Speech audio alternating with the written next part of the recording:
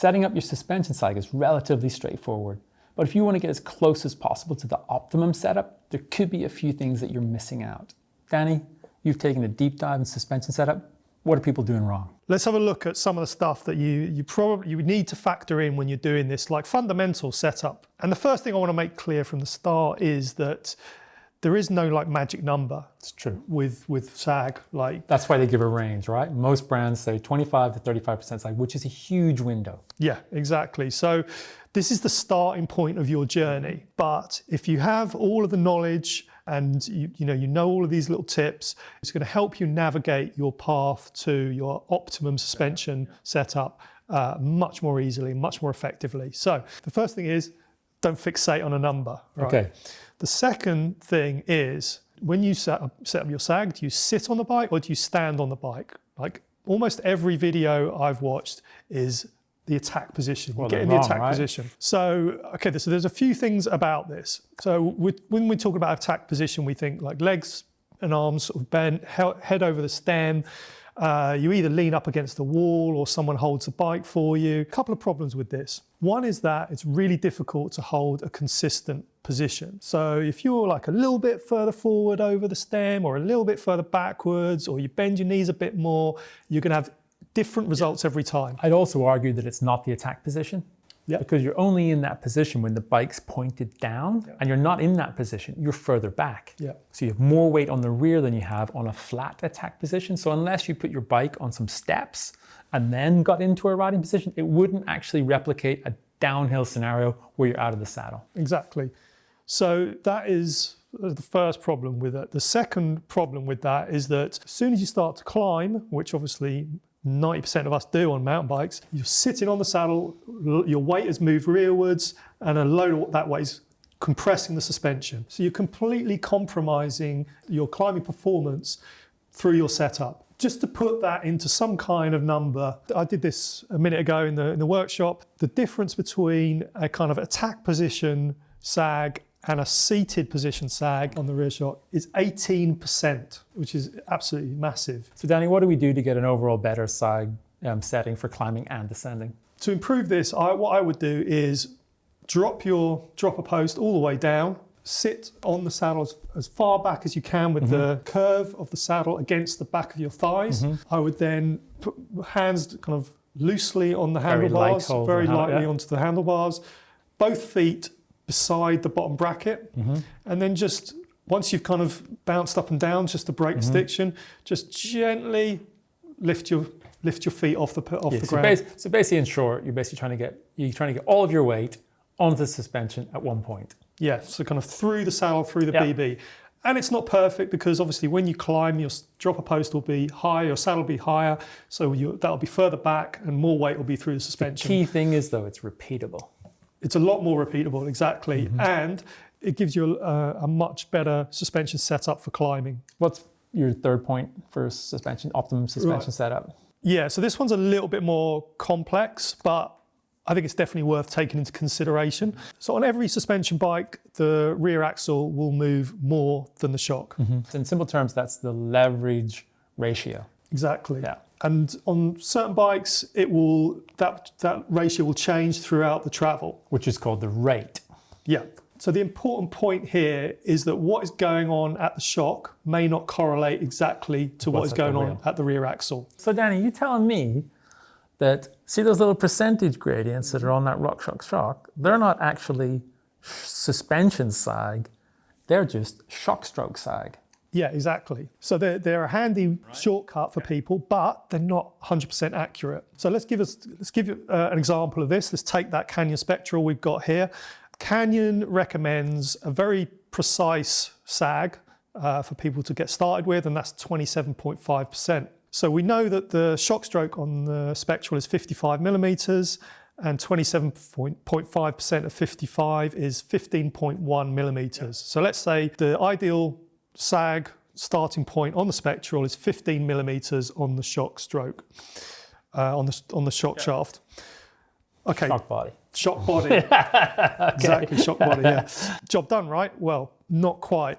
If we work it out the other way, let's look at total travel of the Spectral is 140 millimeters, we take 27.5% of 140 is 38.5 millimeters. Now I've gone and looked at the leverage curve for the spectral, and I can see that at 38.5 millimeters of total travel, the ratio is 2.737 to 1. Basically, that means that the rear wheel is moving 2.737 millimeters for every 1 millimeter of the shock. At that point. At that precise point. So 38.5 millimeters divided by 2.737 gives us 14 millimeters of shock stroke for our ideal sag. In travel.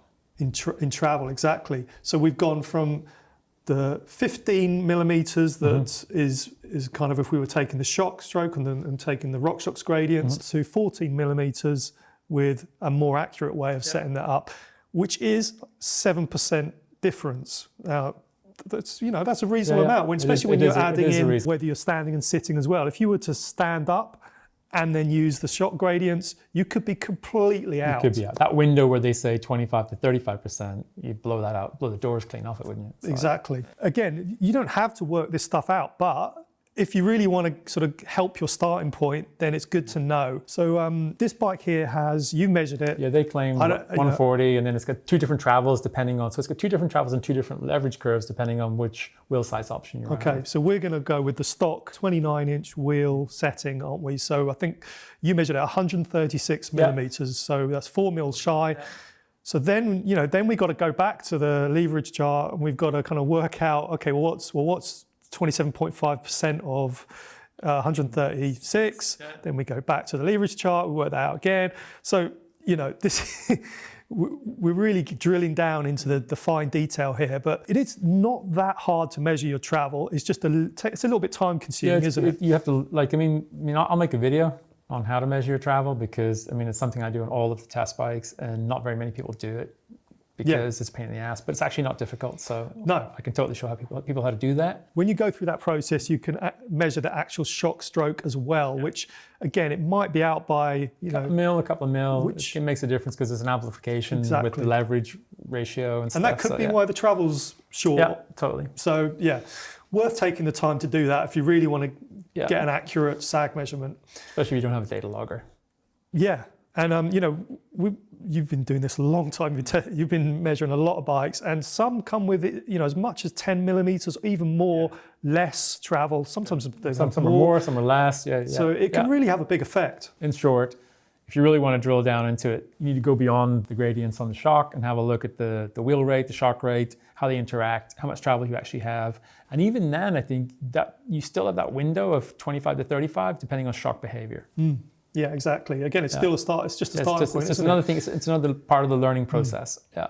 If you set it up to start with, and you think, right, I'm bang on because I've got 27.5% standing up, job done. Don't need to touch it again. And to be fair to Canyon, though, you kind of worked it out at 14 mil on the shock, and they recommend 15. That's pretty close. A really good start point. But do they specify attack position or seated? In the video, they do seated position. Okay, let's say we've got a reading now, and we actually have to get to that reading by adjusting the shock pressure. So when you're adding and subtracting air, one of the fundamental things you've got to do is make sure that you balance the positive and negative chambers in the shock. Yeah, because I come along, I go, I need 200 PSI, 200 PSI, great, ride off. Shock cycles 5, 6, 7, 8 times just as I ride off. And I've gone up in pressure, but some of that pressure in the positive spring now goes in to charge the negative spring, and I haven't got 200 PSI in the shock, I've got 195 or whatever. Yeah. And also along with that is obviously you tend to do this, connect your shock pump, add pressure. You can leave the pump attached when you're equalizing the 2 chambers, but you need to remove it when you're rechecking your sag. The other thing to bear in mind when you're involving the shock pump is it's always good to use the same shock pump. They could well be a little bit out. Yeah, of course they're different. Same with tire pressure gauges for your tires and stuff. You need consistency basically. Yeah. If you use the same pump all the time, it's like a 200 PSI, even if it's 220 or 200 or like 180, it doesn't matter. You're consistent. Exactly. There we go. And once you've got a good sag setting to work from, jot down that pressure. And then you can come back to that setting. If you go higher or lower, you do anything with your shock, at least you have that. So that's one of the first things I do when I test a bike. I'll basically set the sag And I make a note of the pressure because when I come to measure the travel too, I always I completely deflate the shocks. Yep. And then if I reinflate them, I'm like, oh, how much did I have in this before? It's just, well, I just open my phone and I look at it. Yes. It's really useful. Yep. So that's air shocks. Yeah. What happens if you've got a coil sprung shock? Well, you just made your life a whole lot harder. And in several ways. Okay, the first thing is that actually measuring your sag gets a lot more difficult. You need a partner. Yeah, you need a buddy. Not all of us got buddies.